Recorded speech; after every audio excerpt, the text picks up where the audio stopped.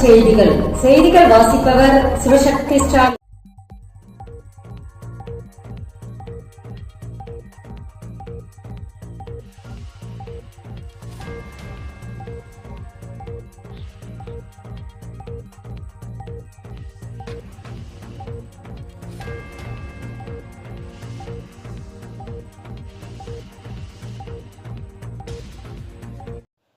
புதுச்சேரியில் மாணவர்களுக்கு chocolate health mix.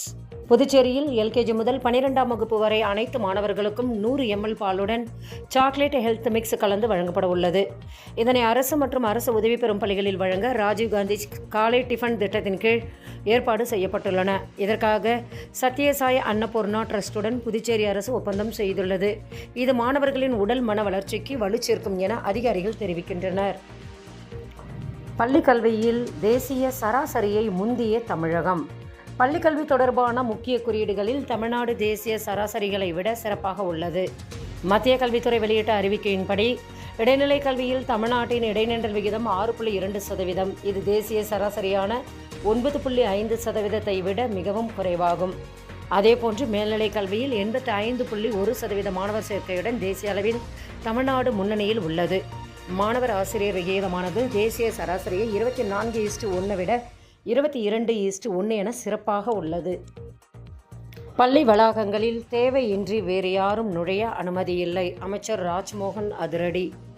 வகுப்பு நடைபெறும் நேரத்தில் எந்த காரணத்துக்காகவும் யாரும் பள்ளிக்குள் நுழைவதோ மாணவ மாணவியரை நேரடியாக சந்திப்பதோ முற்றிலும் தவிர்க்கப்பட வேண்டும். இனிவரும் காலங்களில் பள்ளி வளாகங்களில் தேவையின்றி வேறு யாரும் நுழைய அனுமதியில்லை என தமிழக பள்ளிக்கல்வித்துறை அமைச்சர் ராஜ்மோகன் தெரிவித்துள்ளார்.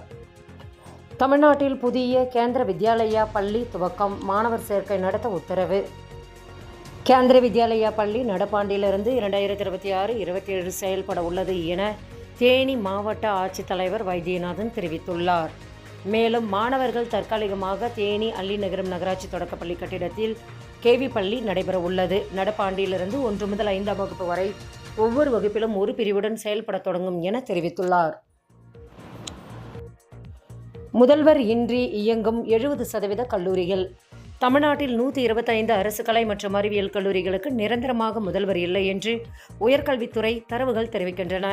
அதாவது மொத்தமுள்ள 181 கல்லூரிகளில் சுமார் 70% கல்லூரிகளில் தற்காலிக முதல்வர்களே உள்ளனராம்.